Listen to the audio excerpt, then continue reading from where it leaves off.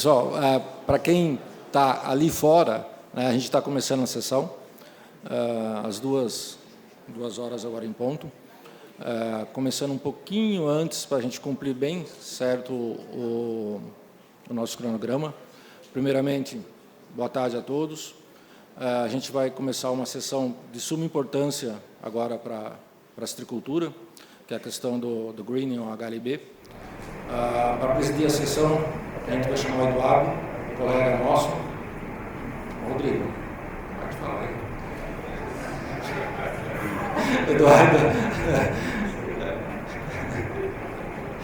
Então, a gente vai chamar o colega Eduardo, colega de longa data, parceiro de longa data, aqui do centro, para presidir essa sessão. Eduardo, prazer em tê-lo aqui, presidindo essa sessão. Agora em diante, o trabalho é seu. Boa tarde, pessoal. De 49 semanas da citricultura, participamos brincando mais de 30 e a gente vai ficando distraído, né? Vocês perceberam, né? É o Rodrigo. Bom, é um prazer grande estar aqui, né? Eu acho que é um fórum conhecidíssimo e tradicional de conhecimento, né? De troca de conhecimento, que tem novas ideias, informações, reposicionamento, discussão e formação de novos conceitos, e assim nós superamos assim um mundo de problemas, né? Hoje nós temos um que não é simples assim, né? Nós temos que nos concentrar nele, mas existe muita coisa se desenvolvendo. E nós vamos iniciar, então, com o Marcelo Miranda, falando da evolução do controle do psilídeo nesses últimos 20 anos, testes defensivos, né, na rotina. O Marcelo tem muita história para contar. 40 minutos, tá?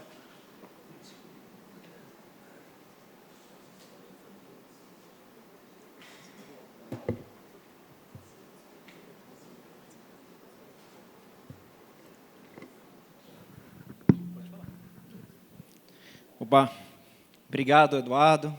Eu agradeço ao Centro de Citricultura, a comissão organizadora. Sempre é uma honra aqui estar participando, graças a Deus.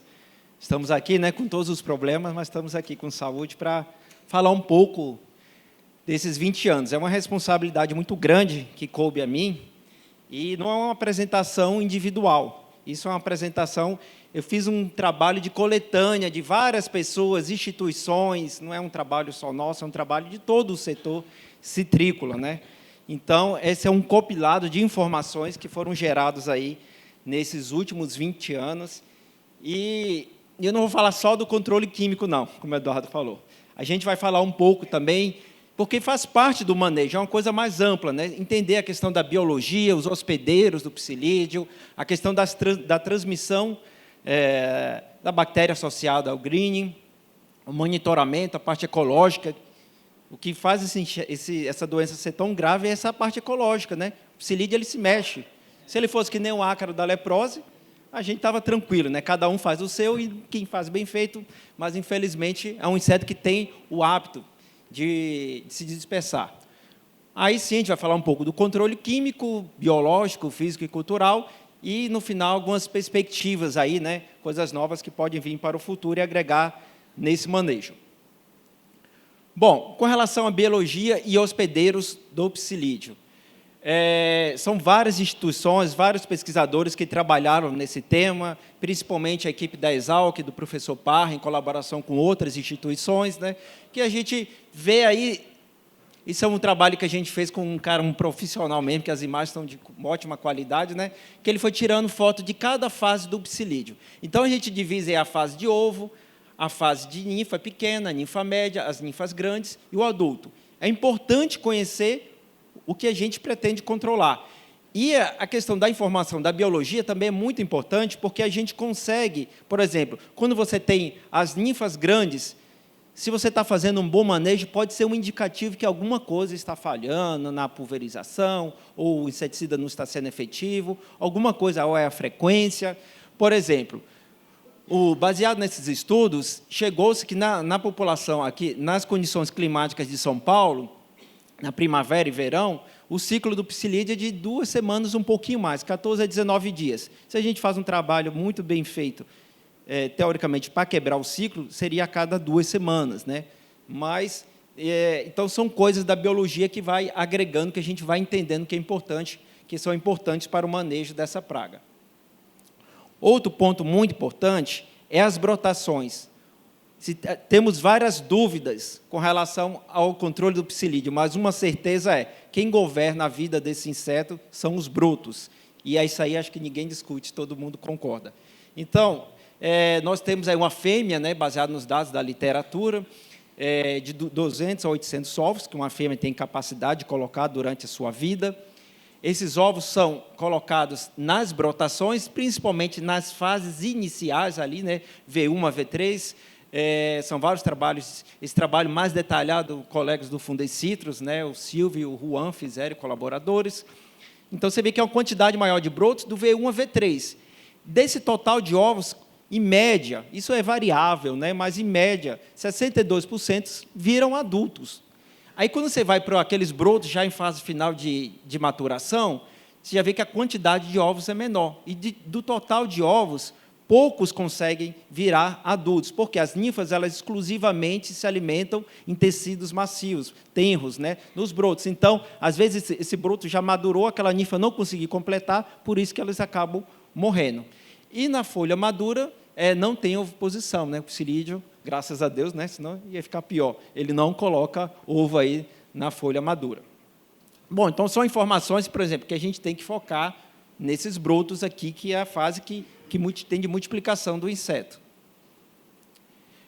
Aqui eu só coloquei que ainda existe dúvida, né, mas só para mostrar que já foram estudados vários hospedeiros, né, tem trabalhos aí na literatura mostrando, né, tem rutáceas nativas aí, mas elas não são importantes hospedeiros. Os importantes realmente são os citros relacionados, né, todas as variedades comerciais, ao curry, a murta, né, swinglet, você vê aqueles que ele coloca ovo e desenvolve bem. Os outros, eles às vezes colocam ovo, mas não desenvolve bem, ou nem coloca ovo, nem desenvolve. Então, só para ter essa ideia, que às vezes o pessoal ainda pergunta, mas está vindo da mata, o psilídeo, será que não é uma planta nativa? Quando chega uma revoada de psilídeo, provavelmente está vindo de um pomar mal manejado, um fundo de quintal, um pomar, não dessas plantas, né? Mas os principais hospedeiros são aqueles ali. E com relação às transmissões, a transmissão das bactérias, né? Hoje, principalmente a Liberibacter asiáticos, né, que é a predominante. No começo, a gente nem entendia direito quando essa doença chegou. Eu lembro que colocava os insetos na folha com sintoma para tentar fazer a transmissão. Hoje isso evoluiu muito, a gente sabe que as brotações também, a aquisição e inoculação nas brotações, que é o importante, né? Por exemplo, os estudos aí do João Lopes e colaboradores, né, mostraram que quando a aquisição ocorre, o adulto adquire a bactéria, passa um período de latência aí de umas 2 semanas, ele consegue inocular em torno de 5%. Mas quando a aquisição ocorre pelas ninfas, ou seja, o psilídeo colocou o ovo na planta doente, aquele broto ali, a ninfa vai desenvolver, quando ela vira adulto, você já dobra a capacidade de transmissão. Então, a questão da erradicação ainda é muito importante, porque essas ninfas que desenvolvem em plantas doentes, que é o grande problema hoje nosso. E um trabalho mais recente também, de colaboradores lá do Fundecitrus, mostraram que, nas condições ideais, temperaturas não muito altas, e brotações, a porcentagem de transmissão é alta, né? A gente vê que, principalmente, ali de V1 a V4, você tem uma grande porcentagem, já na fase final, no tecido maduro, tende a ser 0 essa inoculação. Então, isso aqui é uma média de alguns experimentos, chegou-se até 90% de eficácia de transmissão. Então, realmente, a questão das brotações são muito importantes, a gente tem que cuidar para que não tenha inoculação ou que o psilídeo não se reproduza nesses brotos. Bom, falando um pouco da parte de monitoramento e de ecologia, né, do psilídeo. Hoje a gente já usa a armadilha adesiva amarela, mas só lembrando, para chegar nesse método, só foram feitos vários experimentos, pomares novos, pomares com controle químico, sem controle químico, pomares adultos, e eu lembro que toda semana chegava um método novo. O pessoal do Vietnã falou que era o succionador, o pessoal da Flórida falava que era o TEP, e cada um... Então, a gente fez vários experimentos aqui, né, em diferentes condições, e que chegou-se, né, que a armadilha adesiva amarela seria o melhor método para monitoramento, principalmente dos adultos. As ninfas têm que ser por meio visual, né, porque as ninfas ela não têm mobilidade.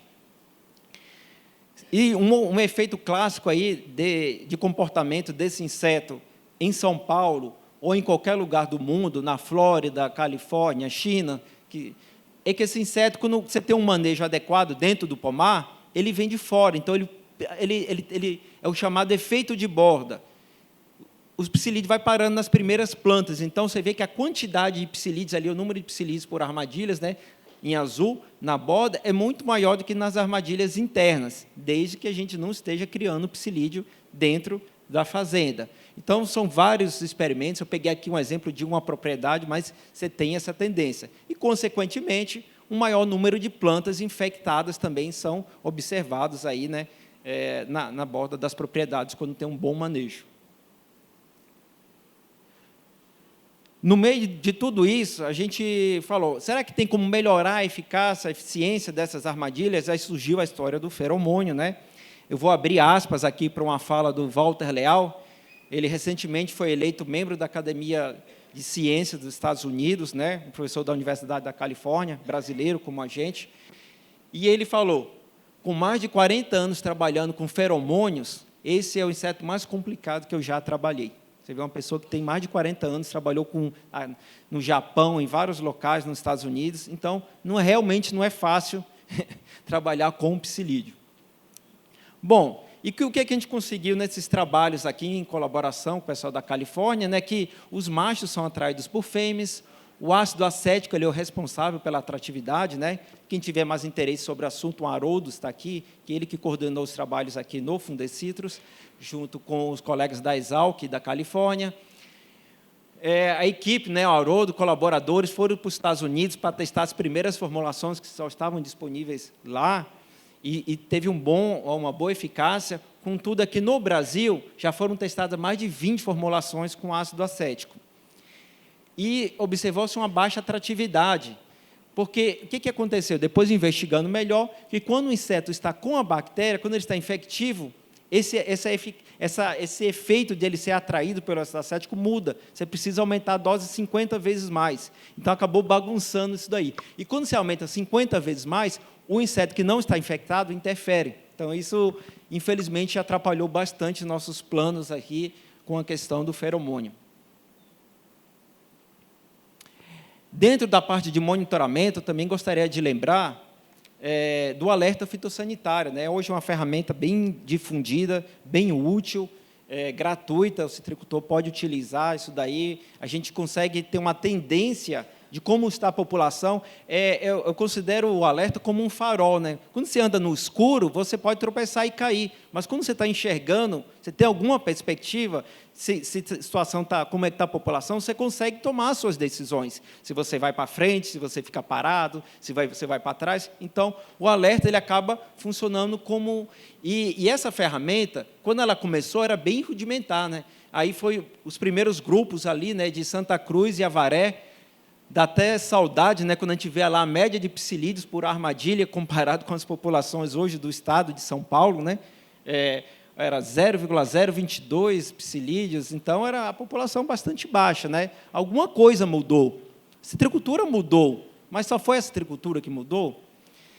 Então, são dados antigos que a gente vê realmente que a população era muito baixa nessa região, hoje que a população, infelizmente, é muito alta. Então, eram poucos produtores, era tudo manual, a gente mandava isso individualmente por e-mail. Hoje já existe um sistema, né, que também cada produtor tem sua senha, seu acesso individual da sua propriedade, mas já são 34 mil armadilhas instaladas em 13 regiões. Além do monitoramento do psilídeo, tem um monitoramento das brotações, que é uma coisa muito importante, né, como eu falei já, não preciso mais repetir. Por exemplo, com os dados do alerta, eu tive a curiosidade, eu comparei 2018, 2019, a média de brotações, né, que foi os 2 últimos anos que a gente teve uma população mais normal, vamos falar assim, com esses de 21 a 23. E você observa que você teve 28% mais brotações nesse último período, tá bom? Isso pode ser um fator, além de resistência, de outras coisas, que ajuda a explicar essa alta população. Esse trabalho também vai estar sendo expandido para novas regiões, né? O Ivaldo amanhã vai estar apresentando a palestra, ele pode dar um pouco mais de detalhes sobre isso daí. Um ponto importante também, a gente definiu qual é o momento realmente. O psilídeo ocorre o ano inteiro, mas tem um período do ano que você tem aquele pico populacional. Às vezes ele é um pouquinho para frente, um pouquinho para trás, mas todo ano a gente tem esse pico populacional. É um trabalho que a gente começou na época, é um aluno nosso, o Fernando, né, do Master Citrus, né, eram 9 propriedades que tinham estações meteorológicas, faziam um bom manejo, então conseguiu-se aí avaliar nessas 9 propriedades distribuídas no estado, e você vê, os dados do alerta corroboram isso. Geralmente, na segunda quinzena de julho, a primeira quinzena de novembro, você tem esse pico populacional. Então, 60% a 70% dos psilídeos são coletados nesse período. Então, a gente tem que tentar focar o controle aí, né, para que a gente não tenha esse pico de psilídeos, tentar fazer um manejo regional, né? O Renato sempre já falou bastante sobre isso, de ter um manejo conjunto, se realmente todos fizerem, para a gente conseguir baixar a população e diminuir esse pico populacional. São várias informações, infelizmente, por causa do tempo, a gente não consegue falar todas, né? Mas é um trabalho que, se você olhar em todas as regiões, se replica essa tendência desse pico populacional. Então, você já consegue fazer um cronograma de maquinário, que aquela época do ano é a época que você vai ter o pico populacional do psilídeo. Bom, a questão do manejo externo também, né, como eu já falei, além da cooperação entre citricultores no manejo, esse trabalho de substituições de plantas, chácaras, fundos de quintais, é um trabalho que evoluiu bastante, né, sempre em associação com os produtores. Sem os produtores querendo fazer isso, não consegue ser feito. Então, o Fundecitrus ajuda, mas é um trabalho bastante interessante, importante, já foi mostrado que dá resultados. Hoje, essa alta população que a gente está observando no estado de São Paulo, eu acho que o fundo de quintal, chácaras, tem até seu papel, mas, para mim, a grande população realmente está vindo dos pomares mal manejados, né? A gente sabe que o preço é bom, isso é bom, né, da laranja, mas tem gente que não está controlando bem o psilídeo e trata bem o pomar. E, com isso, você tem bastante brotação. Se o pomar está vegetando, você vai ter uma condição ideal para a reprodução do psilídeo. Então, quando a gente vê uma população tão alta, é porque isso aí está vindo dessas áreas mal manejadas, né? Obviamente, tem sua importância também, chácaras, ranchos, mas o grosso, vamos dizer aí, 70% a 80% dos psilídeos vem dessas áreas. E esse é um grande problema que a gente vem observando, que a gente não tinha no passado. E está um pouco relacionado com o controle químico, que eu já vou entrar no próximo slide. Você não via essa disseminação.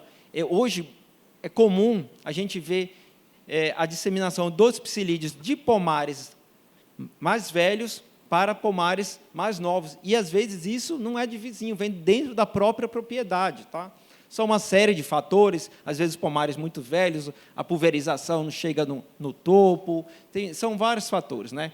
Mas, principalmente, quando esse cenário que parou-se de erradicar nas plantas mais velhas, você tem muita planta velha, o que acontece? Esses sintomas vão evoluindo, trabalhos também dos colegas já mostraram que você tem, isso aí ocorre aqui em São Paulo, em qualquer lugar do mundo, você tem a desfolha dessas plantas e, consequentemente, você tem a antecipação das brotações e também tem a questão do aumento dessas brotações, né? Eu já estive visitando algumas propriedades, é interessante, você vai andando na fazenda inteira, não tem.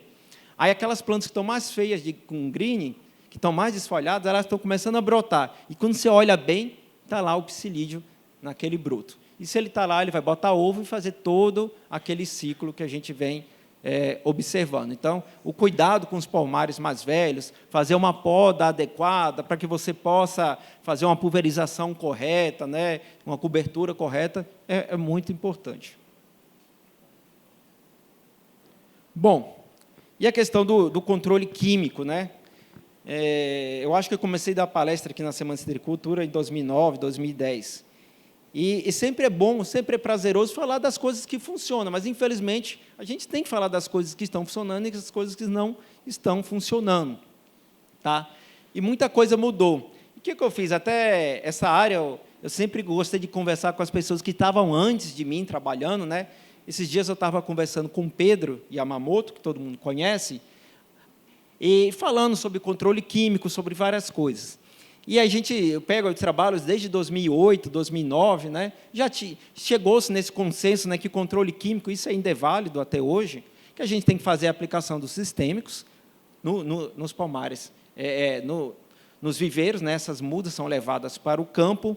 Nos trabalhos mais antigos, aí, quando você não tem um cenário de resistência, você tem de 70 a 120 dias de controle, né? Dependendo dos inseticidas utilizados. No pomar jovem, os sistêmicos e a pulverização são importantes. Nos pomares mais velhos, devido à baixa translocação dos sistêmicos, fazer a pulverização. E aqui, ó, eu trouxe um slide, eu dei um print nesse slide, que é um slide até do Pedro, tá? Da época que ele ainda estava no Fundecitos, 2009. Então, olha a quantidade de inseticidas que a gente tinha. Se a gente olhar aqui nos pomares informações, nós tínhamos neonicotinoides e tínhamos o Aldicarb, né, o Temic, que eu acho que saiu em 2011. O Marcos Café está até com saudade ali, né, que ele viu o Temic, ele fica com saudade dos experimentos que ele montava muito com o Pedro. E vários outros colegas, professor Gravena, consultorias, né, sempre mostraram que... Então, quando eu fiz esse slide, eu acrescentei também, ó, uma lista ali de referências, que não é um trabalho nosso, é um trabalho só nosso, é um trabalho de vários pesquisadores, várias instituições, e mostrando que esses produtos tinham uma boa eficácia sobre o psilídeo. Então, os neonicotinoides tinham um período residual maior, né, mas eles tinham uma boa eficácia. Olha aqui, e para mim isso aqui é um dos gargalos, os organofosforados. Quantos produtos nós tínhamos para fazer a rotação? Os piretróides funcionavam bem, tá? Eles tinham um bom efeito. Então, se você pegar aqui na literatura, desses vários estudos aqui, estão falando 80%, 90%, 100% de controle até 10, 15 dias, alguns piretróides, tem outros que têm um residual menor, dependendo da dose, mas você tinha um bom controle. Então, a gente tinha um pilar, praticamente. E a gente ainda tinha um carbamato, né, o Marshall ali. Então, você acabava fazendo sempre 3 modos de ação, consequentemente. Quando foi caindo, o carbamato caiu, depois foi tirando, foi saindo ali os fosforados, a gente ficou meio manco, principalmente com piretróide e neonicotinoide, infelizmente, chegou a questão da resistência. O Fernando vai comentar um pouco mais, né? Mas isso aí essa dor não é só nossa, ocorre em qualquer praga, em qualquer lugar do mundo, a resistência, infelizmente, quando você tem a utilização repetitiva. Então, você tinha muitos inseticidas, principalmente os fosforados e os carbamatos, que ajudavam nesse manejo aí. E aqui eu peguei uma média, olhando todos esses trabalhos, né? O Fernando me ajudou com isso, olhando aí a média de controle que a gente tinha. Por isso que a gente fazia a cada 2 semanas, você praticamente não encontrava um psilídeo dentro do pomar. Dentro desses estudos também tem os reguladores de crescimento, que eles já eram importantes e agora eles se tornaram mais importantes dentro do manejo do psilídeo. Então, são 3 ativos que eu coloquei, tem outros também, né, mas alguns trabalhos antigos aí mostrando já que você tem uma redução da população de ninfas. Então, só que esses produtos, eles têm que ser utilizados em mistura com outros produtos, com um daqueles outros lá, porque eles não têm um efeito sobre os adultos, né? Tem alguns efeitos subletais, mas para controlar mesmo, ele vai pegar as ninfas. Então, pensando num cenário de resistência, na época de brotação, misturar esses inseticidas com outros inseticidas, para a gente ter essa quebra da resistência aí. Então, é muito importante, conversando com colegas do exterior também, recomendam isso daí. No Texas, na Flórida, segue a mesma recomendação. O diflubezuron é mais para lagarta, mas ele tem um efeito também sobre o psilídeo. Bom, infelizmente, como é que está nosso cenário aí? Eu vou passar rapidamente, não dá para entrar em detalhes. Hoje, o que é feito? Então, a partir do ano passado, observou-se a necessidade de coletar populações e ver que parece que um lugar estava funcionando bem, outro lugar não estava. Então, a gente começou um trabalho no ano passado, né, que é feita a coleta dos psilídeos no campo, em pomares que estão observando falhas. Então, é um trabalho do citricultor com o Fundecitos, ele relata, a nossa equipe de transferência de tecnologia vai lá, ajuda, faz a coleta. Esses insetos são colocados em murtas, já no campo, né? E eles ficam um período aí, vamos chamar de descanso, de 2 a 3 dias. Isso é muito importante. Por quê? Às vezes, a gente toma esse cuidado porque fez uma pulverização, aí, no outro dia, vai lá e faz a coleta. Passa 2 dias, a maioria desses psilídeos já está morrendo. Então, a gente deixa esses 2, 3 dias para garantir realmente. Se acontece isso, essa população é descartada, a gente não usa. Agora, se morreu só um pouquinho nesse período, aí essa população a gente dá para usar ela, né? Então, a gente pega um trabalho aí, a equipe lá da entomologia, dos colegas, pega bem detalhado, média, qualidade, tipo, não tem falha na dose do produto. A pulverização, aqui, a ideia desse estudo é colocar nas condições ideais, para que realmente, para ver, está tendo falha na controle, para excluir todos os fatores de pulverização, de dose. Então, você faz uma pulverização aí com uma cobertura de 100%, como pode ser observado ali, né? Depois que seca esse resíduo, confina os psilídeos, são mantidos em casas de vegetação, para não ter ocorrência de chuva, e avalia. Então, se a população ali não está indo bem, não controlou, é realmente algum problema na eficácia do inseticida naquela população, né? Então, a gente toma todos os cuidados para não ter um erro. Os dados são mandados individualmente para o produtor, né? E, em conjunto, sem identificação, eles são mandados para o sistema Avalia, que está no site do Fundecitrus. Bom, depois de um pouco mais de um ano, já testamos 70 populações aqui no estado de São Paulo. Isso representa, só em números, mais de 31 mil psilídeos avaliados. Conversando com colegas do Brasil e do exterior, não existe nenhum banco de dados tão robusto como esse aí, tá? Isso aí cada vez mais vai aperfeiçoando, né? Como eu falei, então é muito trabalho, é muita repetição. Tem produtos aqueles que estão destacados em verde, são os produtos que estão se destacando. Essa primeira tela, a gente observa a proporção de, por exemplo, no caso das diamidas, lá, de 38, 35 populações avaliadas, todas elas controlaram acima de 80%. Ali, entre parênteses, não é a eficácia, a eficiência de controle. A mortalidade a gente vê depois. Se a população testada controlou ou não acima de 80%. Então, a gente pode ver os produtos que estão se destacando, tem produtos que eram muito bons, todos esses produtos no passado foram avaliados e tinham bons resultados, e pode ser que em outras regiões de expansão da citricultura, eles também continuem tendo um bom eficácia, mas na maioria das populações aqui do estado de São Paulo, infelizmente, esses produtos que estão ali abaixo não tiveram um bom controle, né? A gente pode ver ali, no caso, o imidacloprid, está com um intermediário. E a gente pode selecionar por data também, tá? E isso é um ponto bastante interessante, você pode selecionar por data e por região. Passando o mouse em cima, a gente consegue selecionar por região. Bom, aqui tem a questão da mortalidade, que é a média geral. Eu sempre olho com desconfiança esse gráfico que a gente fala. Às vezes pode ter uma população que matou 60, outra que matou 100, e a média vai ser 80. Então, é mais interessante ver aquele primeiro gráfico ali, mas se você selecionar uma determinada região, você pelo menos tem uma ideia de como que está a eficácia dos inseticidas. Mas aqui é a média das 70 populações. E você pode selecionar por região, por propriedade, por data também. Enfim, baseado nisso, esses são os grupos químicos que estão apresentando uma melhor eficácia, hoje, de modo geral, no cinturão citrícola do estado de São Paulo. Eu faço a observação que piretróide, non-nicotinóide, punelídeo, no caso a malationa. Em outras áreas que ainda não têm uma pressão tão grande, talvez eles possam funcionar bem. Tem algumas populações ali que controlaram. Então, sempre é bom avaliar se a população está controlando ou não. E a gente tem feito um trabalho que, eu vou explicar essa dose de 0,5%, um pouquinho mais para frente, se você coloca o óleo mineral nesses grupos de risco aí de inseticida, desde que ele controlou acima de 80%, mas você sabe que a resistência está ao redor, está rondando, você põe 0,5 de óleo, porque não é que vai melhorar a aplicação, pode até melhorar, o efeito aqui é mais de controlar realmente o psilídeo que está ali na planta, que possa ter uma resistência, né? Porque o óleo, nessa dose, ele vai controlar um pouco de adultos e vai ter um bom controle satisfatório de ninfas. Aí você tem que, quando aplica um óleo mineral, nesse sentido, em tudo que você quer fazer uma aplicação tópica, você tem que trabalhar com um volume um pouco maior, né? Trabalhar uns 70 ml para cima, entre 70 e 100 ml. Uma notícia para não dizer que a gente se atrasa, a gente tem que trazer as notícias verdadeiras, né? Infelizmente, tem as boas, as ruins.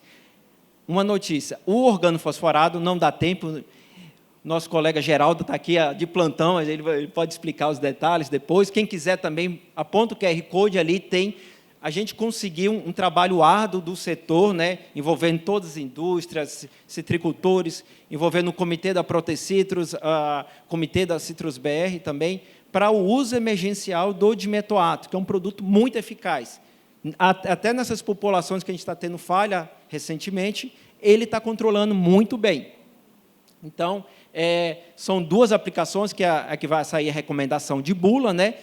E a gente recomenda que isso seja feito justamente em que momento? No pico populacional do psilídeo.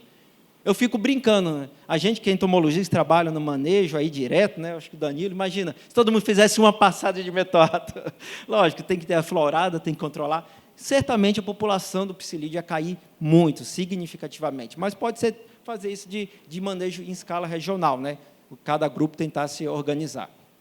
Bom, a questão dos volumes, eu vou passar rapidamente, né? Nesses períodos maiores de população, a gente está com um modelo mais conservador, foram feitos vários experimentos, até com volumes menores, mas com bons resultados, mas, nesse momento de alta população, trabalhar com volumes maiores, iguais a 40 ml. Né? Aqui eu dou um exemplo prático no experimento de campo, que era pulverizava e confinava psilídeo, toda semana simulando a chegada de psilídeos.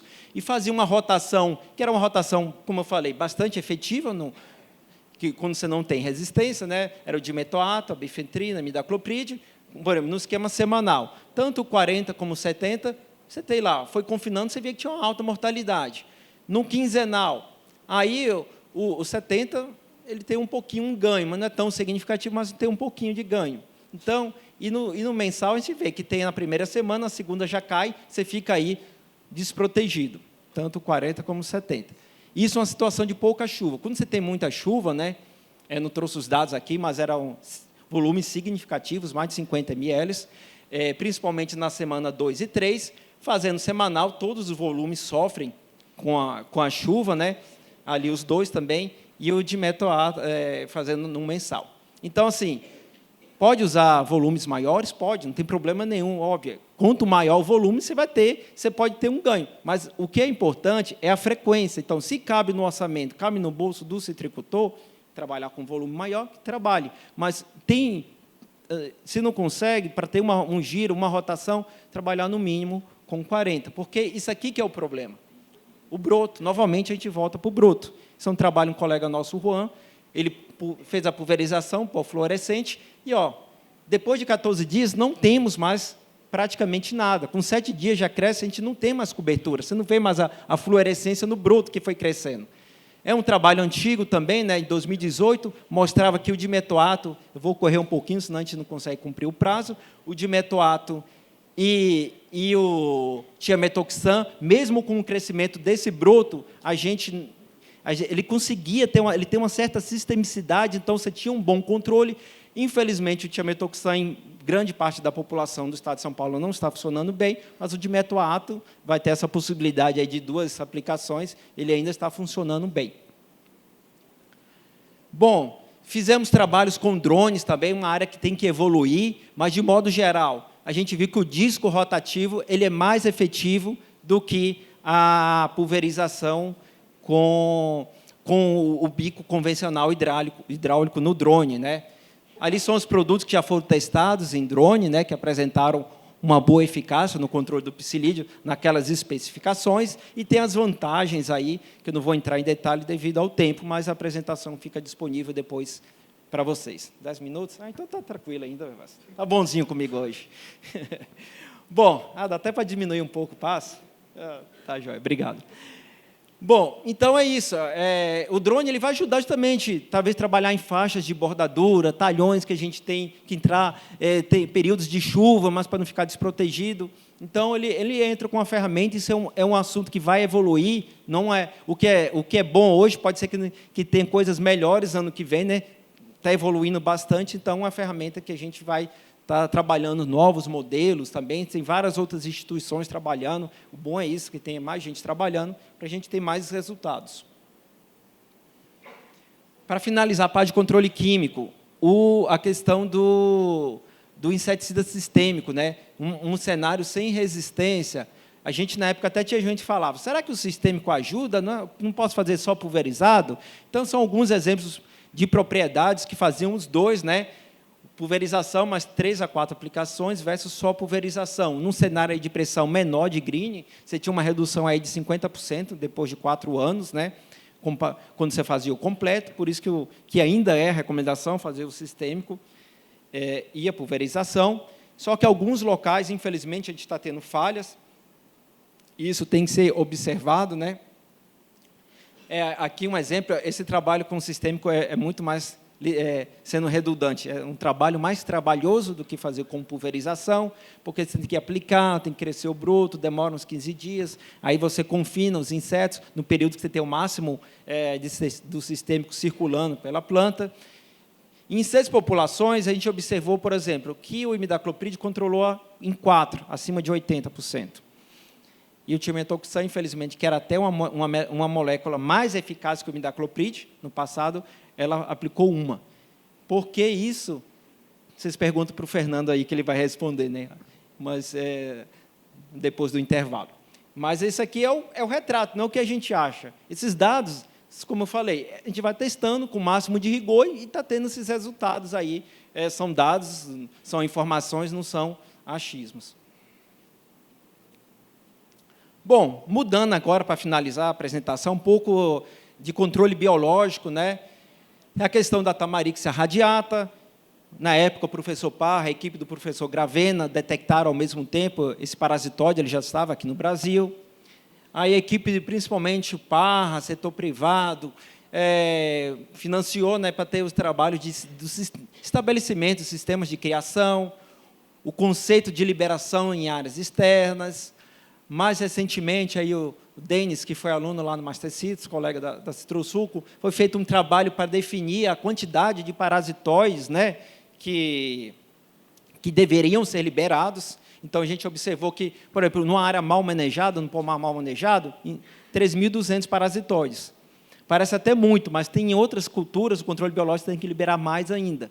Quando você faz aquele trabalho em fundos de quintais, são plantas assim espalhadas, aí tem que trabalhar pelo menos aí com 60 parasitóides por planta. A ideia era estabelecer o conceito, né, e as pessoas têm já manuais, materiais da Exalc, do Fundecitos, explicando como cria isso aí, quem tiver qualquer dúvida, porque tem que ser, não dá para, por exemplo, Fundecitos criar para todo o parque. Então, algumas empresas já desenvolvem isso dentro de casa, né? Então, o que a gente pode ajudar hoje é ensinando, multiplicando esta informação.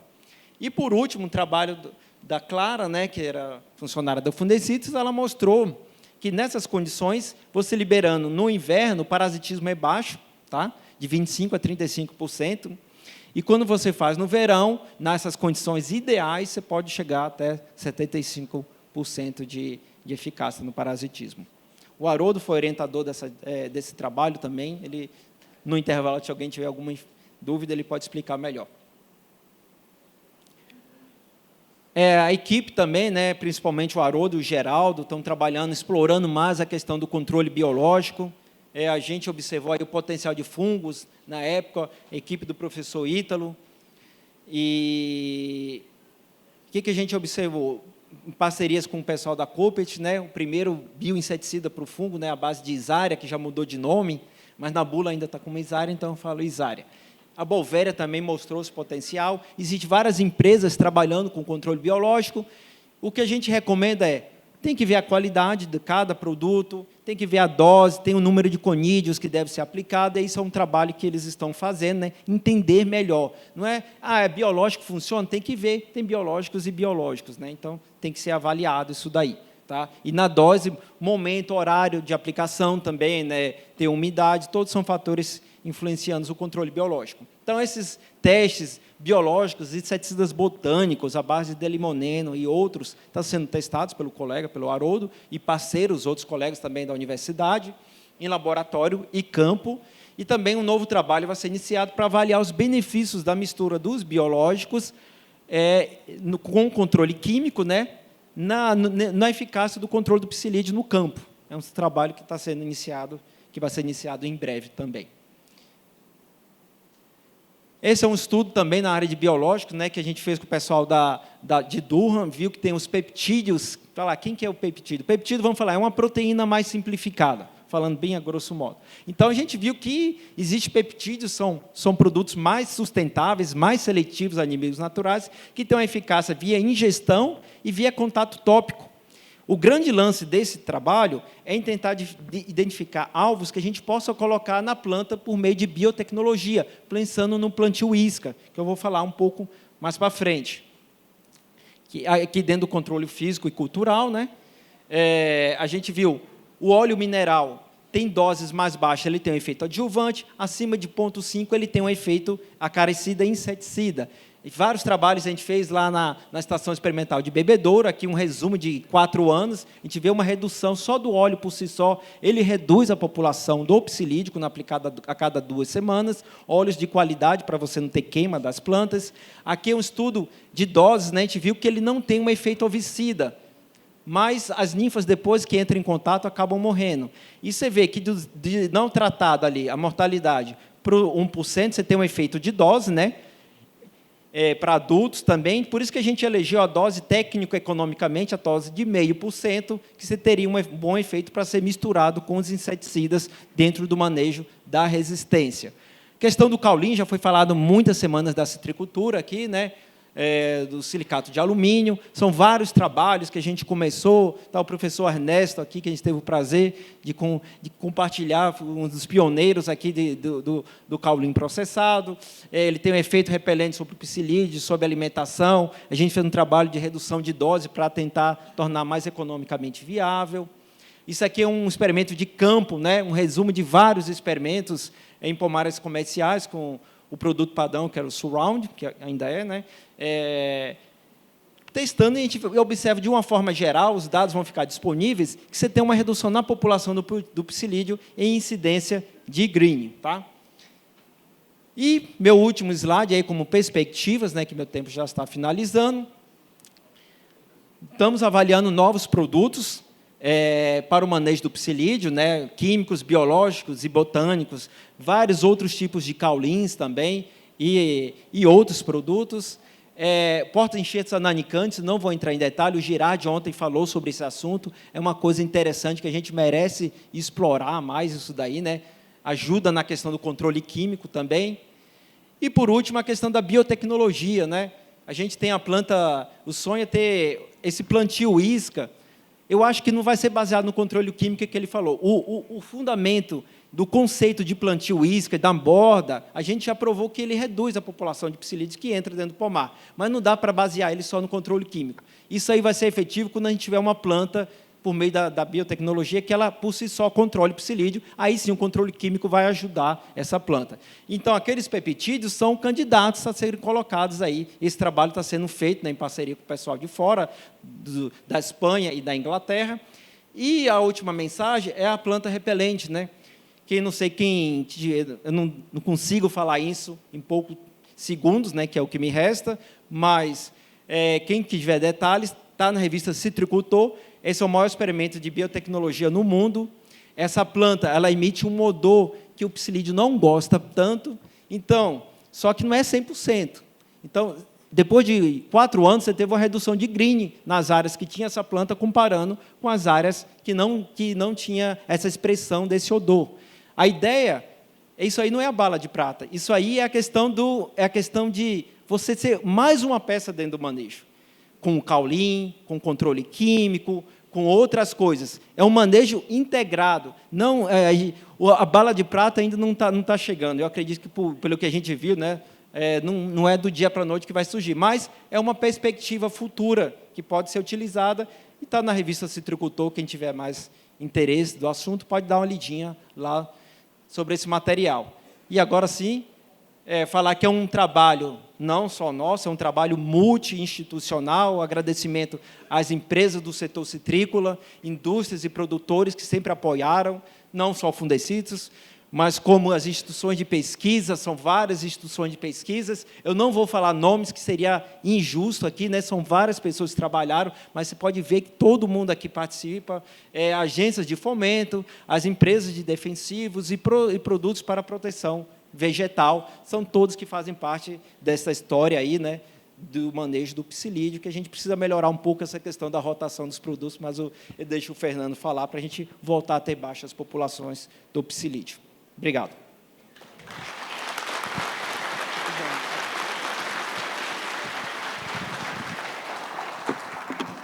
Nós temos tempo.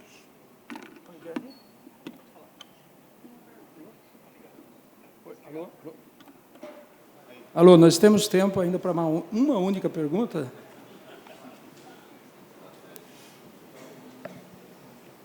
Alguém? Será que não vai ter, não, é? Tudo assimilado, hein? Tá bom.